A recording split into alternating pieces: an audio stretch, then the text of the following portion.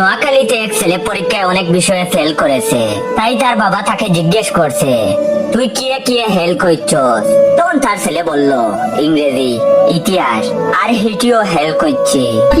তখন তার বাবা বললেন, ইংরেজিতে হেল করছস কিল্লাই? তখন তার ছেলে বলল, টিচার আরেক হয় ট্রান্সলেশন হর, তোমার মা করিমিয়ার লোকে ঘুরতে যায়, আই তখন কইছি আর মাকে বদমাইয়া লোকনি যে করিমিয়ার লোকে ঘুরতে যাইবো। তখন তার বাবা বলল, ইতিহাসে হেল করছস কিল্লাই? তখন ছেলে বলল, টিচার আরে জিগায় হানি হতের যুদ্ধ কিল্লাই হয়েছিল, আই তখন কইছি স্থল হতে সুবিধা করতে আরে নাই, ইল্লাই হানি হতের যুদ্ধ। তখন তার বাবা বলল, আচ্ছা বুঝলাম, হিডিতে হেল করছস কিল্লাই? হিডিতে তো আট পাও লাড়ি ছাড়ি দিলেই তো হাসরম যায়। তখন ছেলে বলল, টিচার আরে কয় ডাইনার তুল, আই তুলছি। এরপর কয় বাওয়ার তুল, আই তুলছি। এরপর কয় বাম্পা তুল, আই তুলছি। এরপর কয় ডাইন পাও তুল, আই তখন কইছি সাইড হাত পাও তুলি আই কি হেডের উপরে খাড়াইতাম নি।